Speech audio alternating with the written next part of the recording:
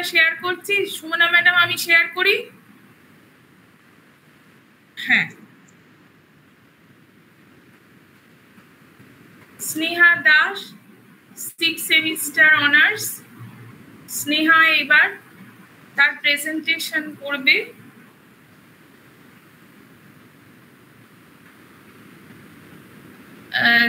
এক মিনিট। হ্যাঁ, দেখা যাচ্ছে নিশ্চয়ই? হ্যাঁ ম্যাম। হ্যাঁ, বলো স্নেহা, শুরু করো। নমস্কার, আমার নাম স্নেহা দাস। আমি 6 সেমিস্টার ফিলোসফি অনার্সের স্টুডেন্ট, দুর্গাপুর কপেন কলেজের। আজকে আমার টপিক হচ্ছে সূত্রকারের যুগ বা সময়কালের দর্শন চর্চা। ভারতীয় দর্শন শাস্ত্রের ইতিহাসে বিভিন্ন সূত্রকারের কথা বলা হয়েছে এবং তাদের সূত্রের কথা উল্লেখ করা রয়েছে। আমি আজকে তাদের মধ্যে পতঞ্জলির যোগসূত্রের কথা বলবো। মহর্ষি পতঞ্জলি হলেন যোগ দর্শনের প্রতিষ্ঠাতা। তিনি যোগসূত্র লিখেছিলেন। যোগসূত্রগুলি তিনি খ্রিস্টীয় শতাব্দীর প্রথম দিকে সংকলিত করেছিলেন।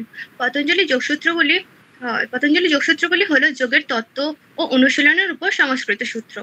যোগসূত্র দুটি ঐতিহ্যের সংমিশ্রণ, যেমন হচ্ছে 8টি অঙ্গযোগ বা অষ্টাঙ্গযোগ, আর হচ্ছে কর্মযোগ বা ক্রিয়াযোগ।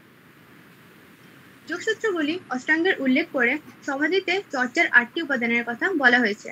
ধ্যানের মাধ্যমে মনের একাগ্রতা, যম, নিয়ম, আসন, প্রাণায়ামের জন্য সার্বিক পরিচিতি, প্রত্যাহার, ধারণা, ধ্যান এবং সমাধি। যাই হোক, এর মূল লক্ষ্য হলো কৈবল্য লাভ করা। পতঞ্জলি যোগসূত্রের যে ভাষ্য তাকে যোগভাষ্য বলা হয়। এই সূত্রগুলিকে ভাষ্যের রূপ দিয়েছেন বেদব্যাস। আর এটি যেহেতু বেদব্যাস লিখেছিলেন, তাই তার নাম অনুসারে একে ব্যাসভাষ্য বলা হয়ে থাকে। পতঞ্জলি যোগসূত্রের 4টি ভাগ রয়েছে, যথা সমাধিপাদ, এখানে 51টি সূত্র রয়েছে। সাধনপাদ, এখানে 55টি সূত্র রয়েছে। বিভূতিপাদ, এখানে 56টি সূত্র রয়েছে। কৈবল্যপাদ, এখানে 33টি সূত্র রয়েছে। মোট সূত্রের সংখ্যা হচ্ছে 195। প্রথমটিতে অর্থাৎ সমাধিপাদে যোগের স্বরূপ, প্রকারভেদ আর লক্ষ্য, এই 3 প্রকার বিষয়ে আলোচনা করা রয়েছে। দ্বিতীয়টি অর্থাৎ সাধনপাদে ক্রিয়াযোগ, ক্লেশ, কর্মফল আর 3 প্রকার দুঃখের কথা, অর্থাৎ ত্রিবিধ দুঃখ বা এই দুঃখ নিরোধের কথা বলা হয়েছে। আর হচ্ছে তৃতীয় অর্থাৎ বিভূতিপাদ, এখানে যোগের অন্তরঙ্গ বিষয়, যোগের মাধ্যম, নানা অলৌকিক শক্তির কথা বলা হয়েছে। এবং চতুর্থতে মুক্তি বা কৈবল্য এর স্বরূপ এবং কৈবল্য কয় প্রকার সে বিষয়ে আলোচনা করা রয়েছে। নমস্কার। স্নেহার শেষ হয়ে গেছে, প্রেজেন্টেশন শেষ হয়ে গেছে। আর কিছু, তাই তো স্নেহা? হ্যাঁ ম্যাম। হ্যাঁ, তো ভিডিওটা অন করে উত্তর দাও। একটা ছোট্ট প্রশ্ন আছে তোমার কাছে।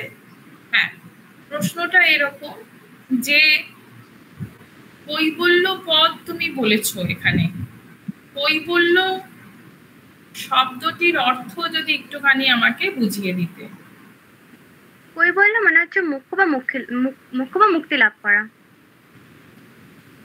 মানে মোক্ষ এবং কৈবল্য দুটো শব্দ কি মানে এক? মোক্ষ লাভ আর কৈবল্য লাভ, হ্যাঁ, বা নির্বাণ, এই যে শব্দগুলো আমরা পাচ্ছি, এটা তো এক একটা শাস্ত্রে এক এক রকম পাচ্ছি, এক একটা দর্শনে, ভারতীয় দর্শনে আমরা পাচ্ছি। এটা দর্শনের শুরুতে পাই না, শেষে পাই, তাই তো? যে কোনো দর্শনে শেষে পাই। তাহলে এইগুলো কি সমার্থক? একই মনে হয় তোমার? কি মনে হয়? আমার তো মনে হয় কৈবল্য মানে মুক্তি লাভই কথা বলা হয়েছে এখানে। হ্যাঁ, আচ্ছা, ঠিক আছে, ঠিক আছে। Thank you ma'am. ওয়েলকাম।